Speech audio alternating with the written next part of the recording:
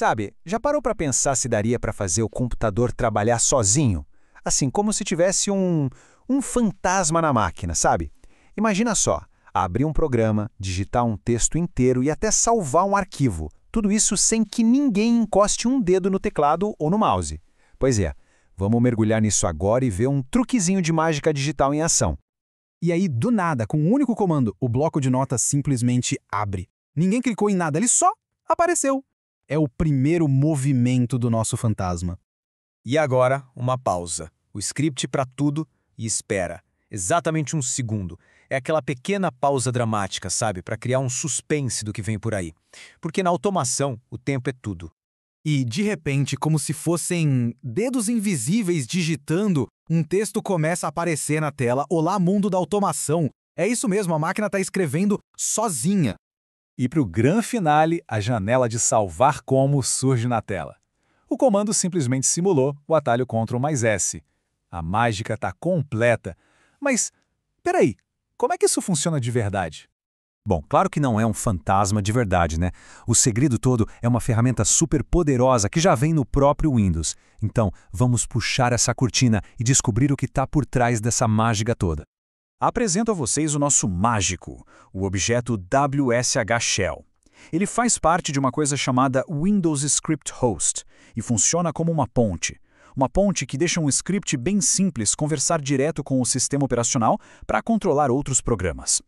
E essa analogia aqui é perfeita. Ela ilustra a ideia de um jeito brilhante. O WSHell é o marionetista. Os programas, tipo bloco de notas, são as marionetes. O script é quem dá as ordens e o WSHell vai lá e puxa as cordinhas certas. E o mais legal é que começar a usar é muito mais simples do que parece. A receita tem basicamente 2 passos. Primeiro, a gente cria o marionetista, que é o objeto shell. E segundo, a gente começa a dar ordens para ele usando seus métodos, como esse aí, o .run. Então, vamos em frente para ver como isso se desenrola. A primeira ordem, a mais fundamental que a gente pode dar, é simplesmente abrir um programa. E para fazer isso, a gente usa o método .run. A sintaxe é bem direta, object_shell.run e, ali entre aspas, o nome do arquivo executável do programa que queremos abrir. No nosso exemplo, o notepad.exe. A beleza do run é que ele é bem versátil. Dá para abrir qualquer programa, tipo o Excel, um navegador, e ele pode até ser usado para um script principal ou chamar outros scripts menores, sabe? Orquestrando tarefas bem mais complexas. Ok, abrir programas já é bem útil, mas a mágica de verdade da automação de interface acontece quando a gente ensina o computador a interagir com esses programas. Chegou a hora de ensinar a máquina a digitar. E para isso, o comando é o .sendCase. A lógica é a mesma, object_shell.sendCase e, entre aspas, qualquer texto que a gente queira que seja digitado na janela que estiver ativa naquele momento. Só que o que torna o sendCase poderoso de verdade é que ele vai muito além de um simples texto. Usando esses símbolos especiais, dá para simular teclas como Enter, Tab ou as teclas modificadoras. O acento circunflexo, por exemplo, representa a tecla Ctrl, e é aí que o poder dos atalhos se revela. Ok, agora que a gente já conhece as ferramentas, vamos juntar todas as peças do quebra-cabeça e reconstruir passo a passo aquela mágica toda que vimos no começo.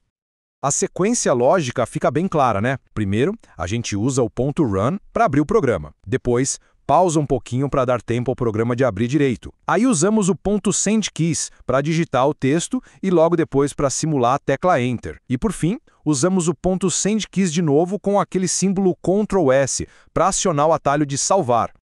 Então aqui está o pulo do gato, a pausa. Sem o wscript.sleep, o script é tão, mas tão rápido que ele iria tentar digitar o texto antes mesmo da janela do bloco de notas estar pronta. Essa pequena linha de código é o que garante que tudo aconteça na ordem e no tempo certinho. Mas o WSHell ainda tem mais alguns truques na manga. Ele não serve só para abrir programas e digitar, não. As capacidades dele vão um pouquinho além disso. Por exemplo, com ele, é possível criar atalhos para programas direto na área de trabalho ou até exibir aquelas caixinhas de mensagem personalizadas, os famosos pop-ups, para notificar sobre o status de alguma tarefa.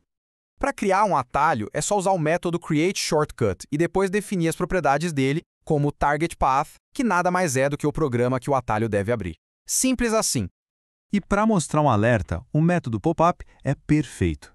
dá para definir a mensagem, o título da janela e até por quantos segundos a mensagem deve ficar visível antes de sumir sozinha. Bem útil.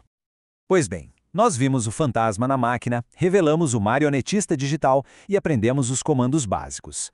Agora, a pergunta que fica para reflexão é: qual daquelas tarefas repetitivas do dia a dia, que consomem tempo e paciência, poderia ser o alvo perfeito para uma primeira automação?